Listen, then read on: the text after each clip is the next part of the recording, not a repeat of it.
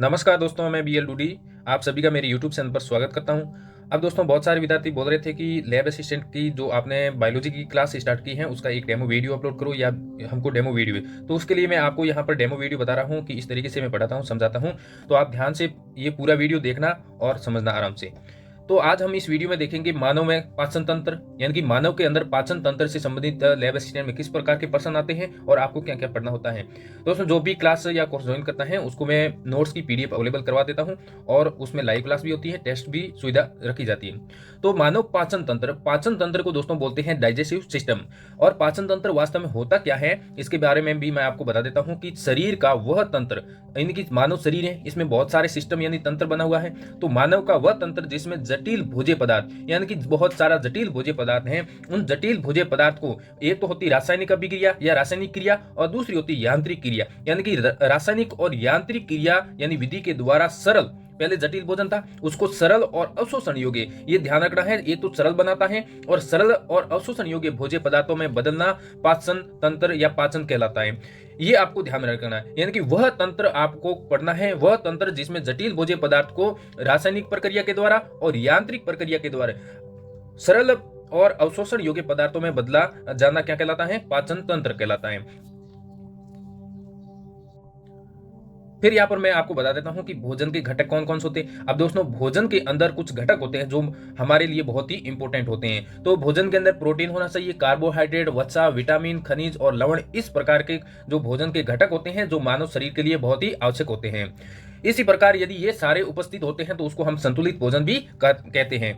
अगले यहाँ पर देखते हैं दोस्तों, पाचन की सामान्य रूप से हम परिभाषा है वो कैसे याद करोगे।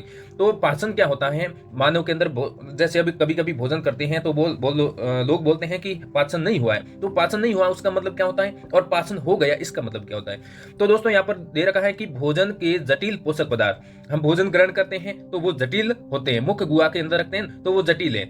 और जटिल भोज्य पदार्थ को एक तो रासायनिक क्रिया यानी कि एंजाइम के द्वारा और यांत्रिक क्रिया यानी कि भोजन का हम जो चबाते हैं वो एक प्रकार की यांत्रिक क्रिया है। तो इन दोनों क्रियाओं के द्वारा भोजन किसमें बदलता है, भोजन बदलता है छोटे और घुलनशील अवशोषण योग्य भोज्य पदार्थ के अंदर बदलता है। इस पूरी प्रक्रिया को बोलते हैं हम पाचन। अब दोस्तों, यहाँ पर देखो कि पाचन तंत्र के अंतर्गत हमको क्या पढ़ना होता है। तो पाचन तंत्र में देखो, एक तो आहार नाल होती है और दूसरा भाग यहाँ पर होती है सहायक पाचक ग्रंथियां, यानी कि ये दो भाग होते हैं। तो आहार नाल के अंदर कौन कौन से पार्ट होते हैं। सबसे पहले आता है मुख या फिर मुख गुहा, फिर आता है ग्रसनी, फिर ग्रासनाल और फिर आमाशय, फिर छोटी आंत, बड़ी आंत और मलाशय। इस प्रकार ये आहार नाल कंप्लीट हो जाती है। और फिर हम पढ़ेंगे उसमें लार ग्रंथि, यकृत ग्रंथि और अग्नाशय ग्रंथि के बारे में, यानी कि इसकी क्या विशेषता है, इसमें कौन कौन से एंजाइम स्रावित होते हैं और अग्नाशय के द्वारा कौन से हार्मोन का स्रावन होता है, तो उसका भी हम अध्ययन करेंगे। लेकिन यहाँ पर मैं आपको पहले एक डायग्राम के माध्यम से समझा देता हूँ वास्तव में पाचन तंत्र में कौन कौन से भाग शामिल होते हैं। तो ये पाचन तंत्र का मानव डाइजेस्टिव सिस्टम का यहाँ पर जो डायग्राम बना रखा है आराम से समझ में आ जाएगा।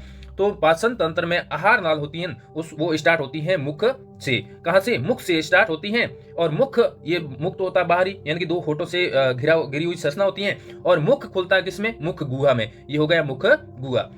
और ऊपर की तरफ नाक है यानी कि नासा है, तो नासा खुलता है किसमें, नासा छिद्र में। किसमें, नासा छिद्र के द्वारा ये आगे जाता है नासा छिद्र की नली और ये आ गया मुख गुहा की नली। ये दोनों ही नली जहां पर मिलती हैं तो इस भाग को बोलते हैं हम ग्रसनी, यानी कि इसको फेरिंक्स कहा जाता है। लेकिन लेरिंक्स, साथियों एक ध्यान रखना, लेरिंक्स है, लेरिंक्स क्या होता है वो अलग है। ये लेरिंक्स क्या होता है, पक्षियों के अंदर ध्वनि उत्पन्न करने वाला अंग होता है। लेकिन यहाँ पर ग्रसनी, जिसको इंग्लिश में क्या बोलते हैं, फेरिंक्स बोलते हैं, ये आहार नाल का एक पार्ट होता है। अब यहाँ पर आपको ध्यान देना है कि ग्रसनी के अंदर, इसमें ग्रसनी के अंदर यानी कि फेरिंक्स के अंदर एक उपास्थि युक्त ढक्कन नुमा संरचना पाया, यानी कि अंगुली नुमा संरचना पाई जाती है, जिसको हम बोलते हैं घाटी ढापन या फिर इपिग्लोटिस। अब दोस्तों, ये इपिग्लोटिस क्या होता है, ये इपिग्लोटिस यहाँ पर देखो, ये जो संरचना दे रखी है फेरिंक्स के अंदर अंगुली नुमा या उपास्थि नुमा संरचना होती है। ये संरचना क्या करते हैं दोस्तों, जो भोजन हम मुख गुहा से ग्रहण करते हैं तो भोजन को श्वास नली में जाने से रोकती हैं, ये इपिग्लोटिस। ठीक है, समझ में आ गया। अब देखो आगे यहाँ पर फेरिंग्स हमने पढ़ लिया, तो फेरिंग्स आगे किसमें खोलता है। अब भोजन है, सबसे पहले मुख से ग्रहण किया, मुख गुहा के अंदर गया और मुख गुहा से भोजन कहाँ गया, फेरिंग्स के अंदर, ग्रसनी के अंदर। ग्रसनी से भोजन जाता है किसमें, ग्रासनाल में, ये ग्रासनाल है। ठीक है, आगे देखते हैं आगे भोजन कहाँ तक जाता है। अब देखो यहाँ पर ग्रासनाल से होता हुआ भोजन चला जाता है किसमें, आमाशय में। ये आमाशय की संरचना है, इसमें जो भोजन है वो आ गया यहाँ पर। यानी कि आमाशय के अंदर भी 3 भाग होते हैं, 1 भाग, 2 भाग और 3 भाग। इस 3 भागों को हम आगे विस्तार से पढ़ेंगे तब बता देंगे। और फिर क्या होता है दोस्तों, आमाशय आ गया, आमाशय के बाद में भोजन, आमाशय के अंदर 4-5 घंटे भोजन यहाँ पर ठहरता है, और जिसको हम आमाशय को सामान्यतः हम क्या बोलते हैं, पेट बोलते हैं। तो आमाशय के अंदर भोजन है वो ठहरता है 4-5 घंटे। उसके बाद में भोजन चला जाता है कहाँ पर, उसके बाद में भोजन चला जाता है, ये यू आकार या सी आकार की एक आहार नाल का भाग होता है, इस भाग में चला जाता है। इस भाग को बोलते हैं क्या, ग्रहणी या ड्यूडिनम। क्या बोलते हैं, ग्रहणी या ड्यूडिनम बोलते हैं। अब देखो यहाँ पर ग्रहणी या ड्यूडिनम में और कौन कौन से पार्ट यहाँ पर होते हैं। अब देखो यहाँ पर ग्रहणी या ड्यूडिनम के अंदर अग्नाशय पाया जाता है, यानी कि यू आकार की जो संरचना है उसके मध्य यहाँ पर एक आगनुमा यानी कि झालनुमा संरचना पाई जाती है, जिसको क्या बोलते हैं, अग्नाशय बोलते हैं, यानी कि पैनक्रियाज इंग्लिश में कहा जाता है। ठीक है, तो पैनक्रियाज होती है एक तो यहाँ पर ग्रंथि, और दूसरी यहाँ पर ग्रंथि कौन सी जुड़ी होती है, यहाँ पर एक दूसरी साइड यहाँ पर यकृत है, और यकृत के पास में यहाँ पर जुड़ा कौन है, पित्ताशय यानी कि गॉल ब्लेडर। यकृत को इंग्लिश में बोलते हैं लीवर। क्या बोलते हैं, लीवर बोलते हैं। ठीक है, ये दोनों ही जो भाग हैं, ग्रंथियां हैं, ये ग्रंथियां कहाँ पर खुलती हैं, इस ग्रहणी के अंदर खुलती है, यानी कि ड्यूडिनम के अंदर खुलती है। ठीक है, अब भोजन है वो ग्रहणी से होता हुआ कहाँ जाता है, ये भोजन ग्रहणी से होता हुआ कहाँ जाता है, इस जेजुनम, जे आकार की संरचना या जो संरचना होती है इसमें आ जाता है, और इसको बोलते हैं जेजुनम। क्या बोलते हैं, जेजुनम। ठीक है, जेजुनम से होता हुआ भोजन चला जाता है इलियम के अंदर। कहाँ चला जाता है, जिसको हम सामान्यतः सोटी आंत कहते हैं।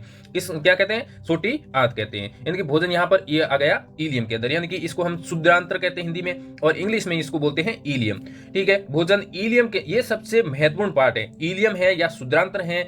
और सोटी आंत किसको बोलते हैं दोस्तों, सोटी आंत, इस शुद्रांत्र, सोटी आंत किसको बोलते हैं, ये जो शुद्रांत्र दे रखा है, और ये जो जेजुनम है, और ये जो ग्रहणी है, इन तीनों को मिलाकर के सोटी आंत कहा जाता है। इसलिए मानव पाचन तंत्र के अंदर सोटी आंत बहुत ही महत्वपूर्ण पार्ट है और बहुत ही लंबा पार्ट है। ठीक है, आगे देखो यहाँ पर भोजन कहाँ जाता है, आगे यहाँ पर देखो भोजन है वो या सीकम के अंदर आ जाता है। अब सीकम क्या होता है, सीकम छोटी आंत और बड़ी आंत का जंक्शन स्थल है। ये आ गया, इस साइड तो छोटी आंत है और दूसरी साइड बड़ी आंत है, इन दोनों के संधि स्थल को बोलते हैं क्या, सीकम, यानी कि अंतनाल कहा जाता है। और यहाँ पर जो संधि स्थल होते हैं, यहाँ पर एक अंगुली नुमा संरचना पाई जाती है, जिसको बोलते हैं कर्मी रूपी परिशेषिका, या फिर इंग्लिश में बोलते हैं वर्मी फॉर्म अपेंडिक्स, जो मानव में एक अवशेषी अंग है। इसका कोई मानव के अंदर काम नहीं होता है। कभी कभी इसके अंदर इन्फेक्शन की भी हो जाता है, तो इसको काटना भी पड़ता है, यानी कि अपेंडिक्स का ऑपरेशन भी करना पड़ता है। ठीक है, तो आगे यहाँ पर भोजन चला जाता है बड़ी आंत के अंदर। यहाँ पर देखो दोस्तों, यहाँ पर भोजन आ जाता है बड़ी आंत के अंदर, और बड़ी आंत के अंदर भोजन है। बड़ी आंत को भी सामान्यतः कितने भागों में बांटा है, 3 भागों में बांटा है। कौन कौन सी, बड़ी आंत को सामान्यतः बोलते हैं वृद्ध आंत्र। क्या बोलते हैं, वृद्धांत। इसको आरोही वृद्धांत और अनुपर्श वृद्धांत और अवरोही वृद्धांत्र बोलते हैं। ठीक है, ये तीनों से भोजन गुजरता हुआ भोजन कहाँ जाता है, अब भोजन आ जाता है यहाँ पर मलाशय के अंदर। कहां पर, मलाशय के अंदर, यानी कि बीच में भोजन का अवशोषण हो जाता है। अब ये भोजन नहीं रहा, अब ये क्या है, अपशिष्ट पदार्थ है। मलाशय के अंदर अपशिष्ट पदार्थ आ जाता है, यानी कि इसका शरीर में कोई उपयोग नहीं होता है, अपशिष्ट रह जाता है शरीर के अंदर, तो इसको बाहर त्याग दिया जाता है गुदा के द्वारा, यानी कि गुदा द्वार के द्वारा बाहर त्याग दिया। ये पूरा पाचन तंत्र है, इसमें सारे सभी जितने भी अंग हैं, सभी अंगों को हम पढ़ेंगे विस्तार से, और इसमें जो सहायक ग्रंथियां होती हैं वो भी हम पढ़ेंगे। मैंने पहले बता दिया, मुख के अंदर लार ग्रंथि भी होती है, और ग्रंथि कौन सी हम पढ़ेंगे अग्नाशय ग्रंथि के बारे में, और हम यकृत के बारे में, पित्ताशय के बारे में भी पढ़ेंगे। ठीक है, आगे हम देखते हैं इसके बारे में थोड़ा सा और। अब पाचन तंत्र का दोस्तों यहाँ पर एक वृक्ष होता है, यानी कि एक क्रम होता है, सीक्वेंस होता है भोजन गुजरने का, मार्ग का, यानी आहार नाल का। वो कौन सा है मैं आपको बता देता हूँ। पहले यहाँ पर आपको डायग्राम के द्वारा समझा दिया, और अभी और समझा देता हूँ। भोजन सबसे पहले मुख में ग्रहण करते हैं, फिर मुख गुहा में आता है, फिर ग्रासनाल यानी कि फेरिंक्स में, फिर आमाशय स्टोमस में, फिर ग्रहणी यानी ड्यूडिनम में, फिर छोटी आंत में यानी कि स्मॉल इंटेस्टाइन में आता है, फिर बड़ी आंत यानी कि लार्ज इंटेस्टाइन में आता है, फिर मलाशय, मलद्वार, और फिर भोजन को त्याग दिया जाता है। फिर आता है पाचन तंत्र। अब दोस्तों पाचन तंत्र होता है, उसको 2 भागों में बांटा गया। कौन सा, एक तो आहार नाल और एक सहायक ग्रंथियां। इनको मैंने पहले आपको बता दिया। ठीक है, आगे यहाँ पर हम देखते हैं क्या होता है कि आहार नाल क्या होता है। साथियों, आहार नाल क्या होता है, आहार नाल 8 से 10 मीटर लंबी मुख गुहा से मलाशय तक पाई जाती है, जिसमें संपूर्ण पाचन की क्रिया होती है। यानी कि जितने भी भाग मैंने आहार नाल के बताए अभी समझे हैं, वो सारे मिलकर के किसका निर्माण करते हैं, आहार नाल का करते हैं। आहार नाल का कार्य क्या होता है, आहार नाल भोजन को सरलीकृत करते, यानी भोजन को सरलीकृत करके पचाता है, और भोजन का दोस्तों क्या करता है, अवशोषण भी करवाता है। यानी कि अवशोषण यानी कि जो भी भोजन के अंदर आवश्यक चीज होगी, उस आवश्यक चीजों को शरीर के अंदर अवशोषित कर लिया जाता है। ये किसका काम है, आहार नाल का है। फिर आता है यहाँ पर आहार को मुख से मलाशय तक पहुंचाने का कार्य भी कौन करता है? आहार नाल करता है। ठीक है, सबसे आहार नाल का सबसे पहला भाग कौन सा है? मुख है। यह क्या होता है? आहार नाल का अग्र भाग होता है, जो क्या करता है? यह मुख गुहा में खुलता है। ठीक है, जो दो मांसल होठों के द्वारा घिरा रहता है। मुख गुहा में निम्न भाग होते हैं। कौन कौन से होते हैं साथियों? यहाँ पर ध्यान दो, मुख गुहा के अंदर कौन कौन से भाग होते हैं? पहला भाग होता है जीभ और दांत और तालु, ये भाग होते हैं जिसको हमको पढ़ना है थोड़ा सा।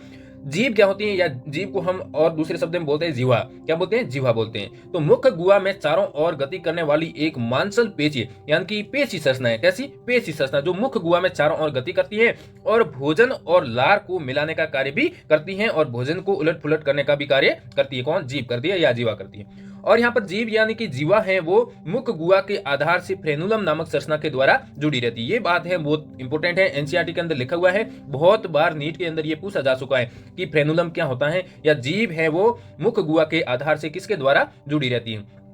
मान लो ये मुख गुहा है, मुख गुहा का आधार है, इस मुख गुहा के आधार से ये जीभ है वो जुड़ी होती है। तो ये जो संरचना होती है, इस संरचना को क्या बोलते हैं? फ्रेनुलम बोला जाता है। अब आगे यहाँ पर देखो कि जीभ होती है, उसका और कार्य क्या होता है? स्वाद ग्रहण करने का भी कार्य होता है, यानी कि जीभ पर पेपिली पाई जाती है। क्या पाई जाती है? पेपिली पाई जाती है, जो स्वाद ग्रहण करने का भी कार्य करती है। आगे हम देखते हैं दांत के बारे में। अब दांत है, यहाँ से पर्सन जो लैब असिस्टेंट से संबंधित है, इंपॉर्टेंट है, वो पर्सन मैं आपको यहाँ पर बताऊंगा। वयस्क मनुष्य के अंदर 32 दांत होते हैं, ये सभी को पता है। वयस्क मनुष्य है, वयस्क मनुष्य का मतलब क्या होता है? 18 से ऊपर का, जो 18 से और 30 के समथिंग जो भी एज होती है, उस एज का मनुष्य। तो उसमें दांत कितने होते हैं? 32 दांत होते हैं। 32 दांत होते हैं, तो इस दांतों को भी अलग अलग इसकी विशेषता है। अब इसमें दूध दांत कितने होते हैं? दूध दांत होते हैं 20। कितने होते हैं? आपको याद रखने हैं, दूध दांत होते हैं 20। अब कुल दांत यहाँ पर 32, इसमें से द्विबार दंती, यानी कि मानव के अंदर दांत 2 बार आते हैं, यानी कि द्विबार, यानी कि 32 में से 20 दांत ऐसे हैं दोस्तों जो जिंदगी में 2 बार आते हैं, और एक बार दंती यानी कि 12 दांत ऐसे हैं मानव के अंदर जो जिंदगी में एक बार ही आते हैं। तो एक बार दंती और द्विबार दंती, ये आपको क्लियर हो गया। अब यहाँ पर जो द्विबार दंती हैं, वो इसको क्या बोलेंगे? दूध दांत बोलेंगे। यानी कि 20 दांत कौन से होते हैं? दूध दांत होते हैं। जो 2 बार आते हैं वही क्या है? दूध दांत है। अब दूध दांत क्या होते हैं कि जो सर्वप्रथम दांत आते हैं वो है दूध दांत।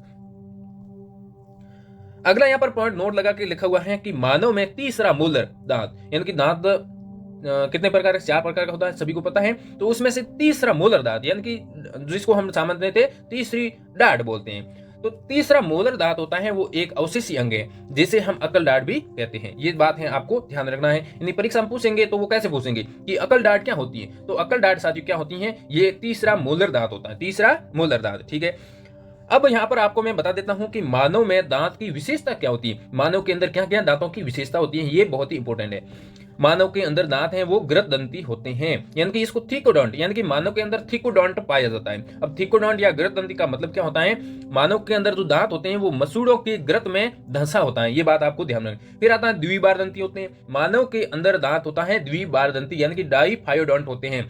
यानी इसका मतलब क्या होता है? मानव के जीवन काल में 2 बार दांत आते हैं, एक बार आते हैं फिर वो गिर जाते हैं, फिर वापस नए दांत आते हैं। ठीक है, यहाँ पर तीसरा पॉइंट है विषम दंती, यानी कि मानव के अंदर जो दांत होते हैं वो विषम दंती प्रकार के होते हैं। विषम दंती का मतलब होता है, विषम का मतलब होता है अलग अलग, तो अलग अलग प्रकार के मानव के अंदर दांत पाए जाते हैं। यानी कि कितने प्रकार के? 4 प्रकार के होते हैं। मानव के दांत पर इनेमल नामक, ये बात आपको बहुत ही इंपोर्टेंट लग रही है, यहाँ पर बहुत ही इंपोर्टेंट है कि इनेमल नामक जो संरचना पाई जाती है, जो मानव शरीर की सबसे कठोर भाग बनाती है। यानी कि आपको पूछ लें कि मानव शरीर का सबसे कठोर पदार्थ कौन सा है, तो वो कौन सा है? दांत के ऊपर पाई जाने वाली इनेमल परत होती है। ये बात आपको हमेशा ध्यान में रखना है। फिर आता है मानव में दांतों के प्रकार। अब दोस्तों यहाँ पर मैं आपको मानव में दांतों के प्रकार के बारे में बता देता हूँ कि मानव के अंदर दांत होते हैं वो 4 प्रकार के होते हैं। अब 4 कौन कौन से होते हैं? एक तो पहला यहाँ पर कृंतक दांत, यानी कि इसको हम बोलते हैं सामान्य देते हैं इंसाइजर। क्या बोलते हैं? इंसाइजर, और आई से हम दर्शाते हैं। और इस इंसाइजर या फिर कृंतक दांत है तो होता है दोस्तों, इसका कार्य होता है क्या? काटना। यानी कि जो सबसे आगे के 2 दांत होते हैं, 2 दांत इस साइड और दो दांत दोस्तों इस साइड, यानी कि ये एक जबड़े के अंदर 4 दांत होते हैं, वो किसके होते हैं? कृंतक के होते हैं। तो यहाँ पर लिख रखा है कि मानव में कृंतक 8 होते हैं। अब 8 कौन से होते हैं? यानी कि 2 दांत तो ये हो गए कृंतक के आधे जबड़े में, 2 दांत दूसरे आधे जबड़े में, यानी कि एक जबड़े में 4 दांत, और दूसरा जो ये नीचे वाला जबड़ा है इसमें भी 4 दांत, यानी कि कुल कितने दांत हो गए? 8 दांत हो गए। फिर आता है रत्नक, जिसको हम बोलते हैं क्या? कैनाइन। अब रत्नक है या फिर कैनाइन है, इसको हम सी से दर्शाते हैं। किससे? सी से।